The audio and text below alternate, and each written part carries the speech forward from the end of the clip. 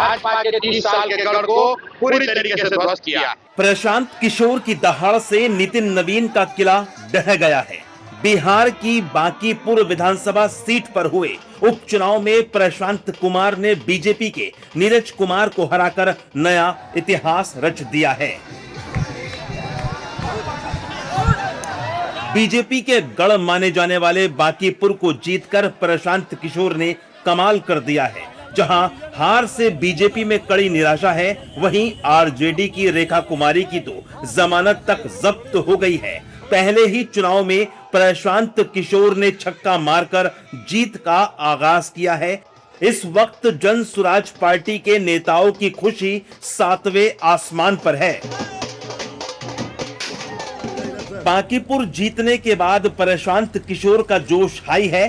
प्रशांत किशोर बिहार के मुख्यमंत्री सम्राट चौधरी पर निशाना साध रहे हैं और बीजेपी से क्या अपील कर रहे हैं, सुनिए। भाजपा के केंद्रीय नेतृत्व को ये सोचना चाहिए, विचार करना चाहिए और बिहार के हित में, बिहार के बच्चों के हित में, बिहार में एक अच्छे व्यक्ति को, चरित्रवान और काबिल व्यक्ति को बिहार की कमान सौंपनी चाहिए। जहां प्रशांत किशोर बांकीपुर की जनता का धन्यवाद कर रहे हैं, वहीं बीजेपी पर वार भी कर रहे हैं और कह रहे हैं कि बिहार को अच्छा नेतृत्व मिलना चाहिए, बिहार सुधरना चाहिए। हम लोग चाहते हैं कि बिहार में भी प्रोग्रेसिव थिंकिंग वाला, कोई बेहतर चरित्र वाला आदमी, कोई बेहतर काबिल आदमी बिहार का मुख्यमंत्री बने। कुशवाहा बनाना है तो कुशवाहा ही बनाइए, लेकिन किसी अच्छे आदमी को बनाइए जो बिहार में रोजगार ला सके।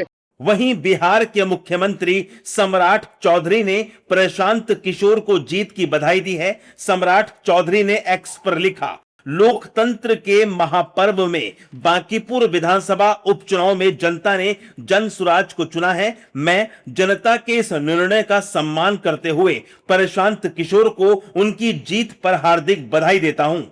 वैसे प्रशांत किशोर की जीत बीजेपी से ज्यादा तेजस्वी यादव के लिए झटका है। वहीं आरजेडी की मीसा भारती का कहना है कि जनता को पहले से पता था कि प्रशांत किशोर ही बीजेपी के असली प्रत्याशी हैं। डबल इंजन की सरकार है, बिहार में भी उनकी सरकार है, केंद्र में भी उनकी सरकार है और सबसे बड़ी बात कि राष्ट्रीय अध्यक्ष ने वो सीट छोड़ी है।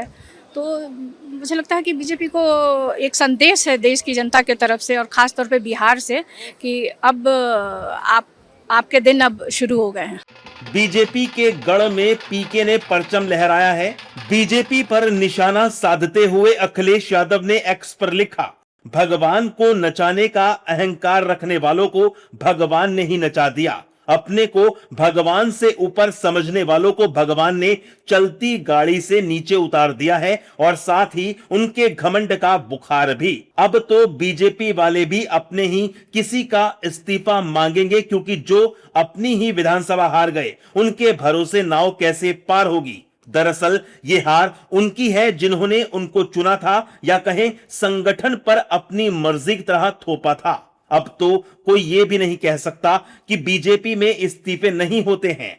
बीजेपी की हार मतलब बदलाव की शुरुआत। बीजेपी की सबसे सुरक्षित और परंपरागत सीटें भी अब उनकी हार नहीं बचा पाएंगी। अब बीजेपी का संकट हार से बढ़कर इस बात का होगा कि उनका टिकट लेने वाला ड्रोन और दूरबीन से भी ढूंढे नहीं मिलेगा। बांकीपुर में बीजेपी की हार से कई विपक्षी दल गदगद हैं। वैसे एक बात साफ है कि बीजेपी अपनी सबसे प्रतिष्ठित सीट नहीं बचा सकी है। कुल मिलाकर कहें तो बिहार में एक सीट के नतीजे ने बड़ा संदेश दिया है। अब देखना होगा कि बीजेपी आला कमान इस नतीजे को कैसे देखता है और आने वाले वक्त में क्या फैसला लेता है। लेकिन बांकीपुर की जनता ने प्रशांत किशोर को विधायक बनाकर साफ कर दिया है कि लोकतंत्र में जनता ही भगवान होती है और नेता का कोई गढ़ नहीं होता।